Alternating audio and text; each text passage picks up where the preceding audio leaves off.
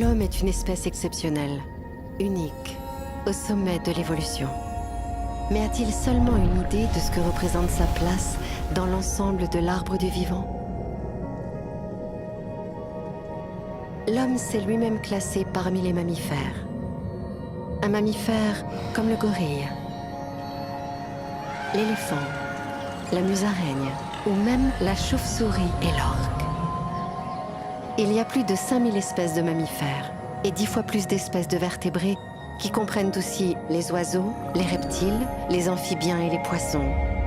L'homme ne représente alors qu'une espèce de vertébré sur près de 70 000.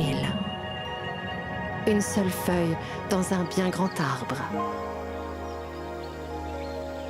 Mais les vertébrés ne sont pas les plus nombreux sur Terre, loin de là.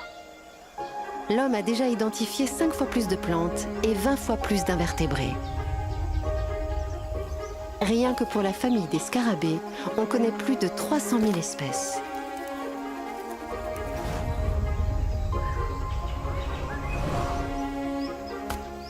On estime qu'il y aurait sur Terre entre 7 et 100 millions d'espèces différentes.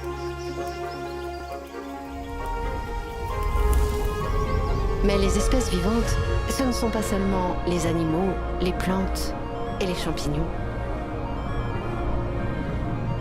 Si l'on considère également les bactéries, les virus et tous les autres organismes unicellulaires, l'équivalent de leurs espèces pourrait alors atteindre les 1000 milliards.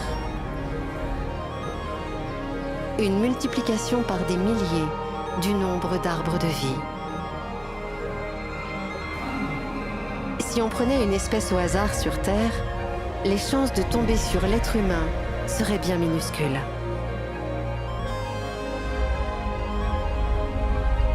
Depuis ses origines unicellulaires, la vie s'est diversifiée en un nombre incroyable de branches, de genres et d'espèces, dont l'homme commence seulement à entrevoir la diversité inouïe et qu'il ne pourra probablement jamais répertorier totalement.